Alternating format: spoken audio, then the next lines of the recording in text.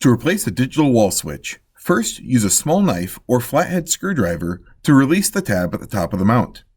This will allow the digital wall switch to come out of the mounting bracket. Next, disconnect your CAN bus harnesses. If one of your CAN bus ports has a terminating resistor in it, set this aside and save it for the replacement digital switch. Finally, remove your power harness. To install the new digital switch, reconnect your power harness and then your CAN bus harnesses.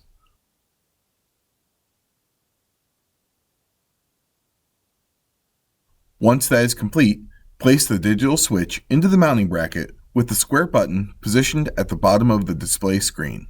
Once you have placed the screen securely in the bracket, you will need to program it.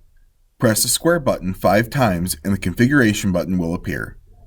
Select the configuration button to open the options. Select the items you wish to display on this digital wall switch. The ones highlighted in gray will appear on the screen. To select more options, you can navigate up and down the list with the arrows on the right-hand side of the screen. Once you have scrolled all the way down, the Finish button will appear in the top right corner. Select this to return to the home screen and verify that all of your selections have appeared correctly.